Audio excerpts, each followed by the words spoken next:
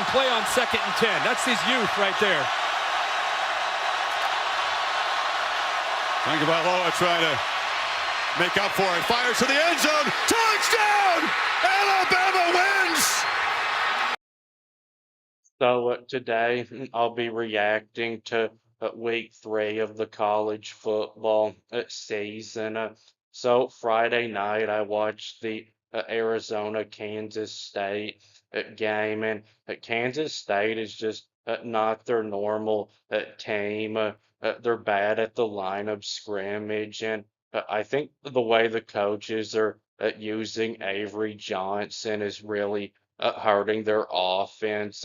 Last year, his runs were a big part of their offense, and this year they're trying to use him as just a pocket passer. And last year, it wasn't that he had a lot of design quarterback runs, but if he couldn't find a receiver quickly, he wouldn't stand in the pocket for a long time and wait. He would take off running. But this year, they're making him stay in the pocket for a long time, and their offense is struggling to move the ball at all. Ole Miss got the win over the Woo Pig Suey Dummies, 41-35. Backup quarterback Trinidad Chambliss couldn't have really looked better. The Division II transfer. And I think that he looks so good that even when Simmons gets healthy, he should probably be the starting quarterback for the rest of the season. Blitz coming. It's picked up. Chambliss has a completion, has a touch. Because each quarterback has had an SEC game to start in, and Chambliss looked quite a bit better than against Arkansas than Simmons did against Kentucky. Now Simmons, I think, faced a better defense than Chambliss did. I don't think Arkansas has a very good defense, but I knew Chambliss could run around really well, and he did in this game. He had 15 carries for 62 yards and 2 touchdown runs.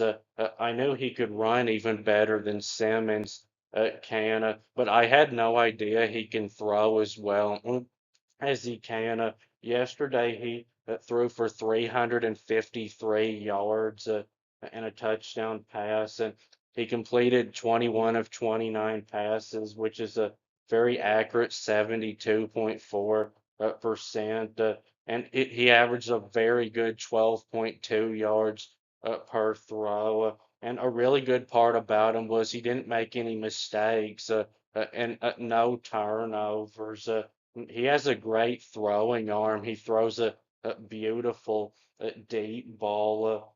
So I think that when Simmons gets healthy, Lane Kiffin should have a quarterback competition. But the Ole Miss quarterback room, I'd say, is the best in the SEC because they've got 2 good quarterbacks on their roster. And Trey Wallace, it already looks like, is one of the best receivers in the country. He had another big game of 6 catches for 92 yards and a touchdown. And Simmons, even though he came in for a few plays and threw that touchdown pass to Trey Wallace, it was obvious that he wasn't ready to play yet. But defensively for Ole Miss was the opposite yesterday to what the offense was. The only real good thing that they did was forcing that fumble near the end, which likely saved Ole Miss from a loss. But last night, the Ole Miss defense just looked completely lost, especially in the first half. Their secondary was garbage. Taylon Green threw for 305 yards, and they couldn't stop his runs either. He ran 14 times for 115 yards and a touchdown, averaging 8.2 yards per carry. Now, Taylon Green is a great quarterback, I think he's even better than he was last year.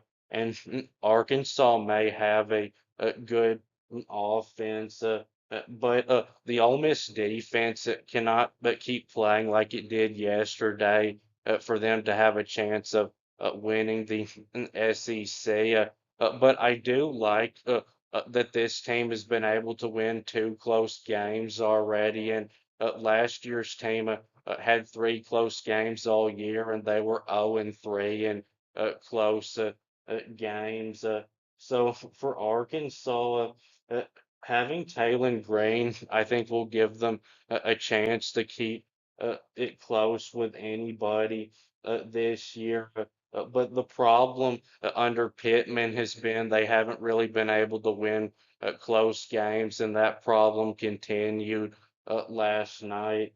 But I did see that the Arkansas cornerback that had to be taken off the field in a stretcher because of what appeared to be a bad head injury is actually okay. And even though I'm an Ole Miss fan, I'm glad to hear that because I hate to see any injuries, especially injuries that bad. But if Ole Miss can beat LSU in a couple of weeks, I'd say they have a really good chance of going to the college football playoff because Georgia and Oklahoma are road games for them, and right now those are games that Ole Miss would probably be the underdog in, and I would not pick them. And but the Florida game should be a win, and the South Carolina game should be a win. They just got blown out by Vanderbilt. Now, I know Lenora Sellers was out for part of that game, but still, South Carolina's clearly overrated, like I thought they were. Now, Mississippi State on the road, that could be a losable game for Ole Miss this year. Of course, it's always a challenge, but Mississippi State does seem to be a lot better this year. But LSU, I still think has a really good defense, but their offense has been terrible this year. So even though they scored 20 points against Florida, which is still bad, one of those touchdowns was a pick six, and the LSU. I think their offense can get better, but if it doesn't get better, LSU is for sure not winning the national championship, and they're also for sure not winning the SEC championship. But DJ Lagway might be the worst quarterback in the SEC. He threw five interceptions in that LSU game. I should probably start calling him on here DJINT for DJ interception. The only quarterback in the SEC that might be worse than Lagway is that Calzada from Kentucky who just got benched. But Lagway, n- I don't think can be the worst quarterback in the country with Nico. I'm about to leave you still playing college football. He, I think, made the dumbest transfer portal decision that anybody has ever made because he left Tennessee, who was a team that had just won 10 games and made it to the college football playoff. And was making 4 million a year and decided that that wasn't enough money for him and went to UCLA for even less pay. And now UCLA is 0 and 3 and they're averaging 14 points a game offensively. And I saw they're now looking for a new coach. DJ INT and Nico, I'm about to leave you might be the two biggest five-star quarterback busts that I've ever seen. So I'm predicting that Florida fires Sunbelt Napier after this week when they lose to Miami, because that will be a 1 and 3 start. But when Nico, I'm about to leave you, decided to leave Tennessee in the spring suddenly, it looked like a nightmare situation for Tennessee, but it actually turned out, I think, to be a great thing. Because even though they didn't beat Georgia yesterday, Joey Aguilar played really well, and Tennessee scored five touchdowns against Georgia. And before that, under Josh Heupel, they had never scored more than two touchdowns against Georgia. Aguilar threw for 371 and four touchdown passes. Now, Georgia's defense did not look like it usually does. In the first quarter, it was non-existent. Now, I know they did play better in the second half, but still, I would have thought that Georgia's defense would have played better. Now, Tennessee may have a really good offense, and Josh Heupel is one of the best play callers in the country, but Georgia's offense looked good. Gunnar Stockton, it looks like, is going to be a good quarterback for them. He threw for 304 yards and two touchdowns in this game, and also had some good runs. I watched the last quarter of the Texas A&M Notre Dame game, and it really kind of surprised me that Texas A&M won that game, especially the way they won that game in a shootout.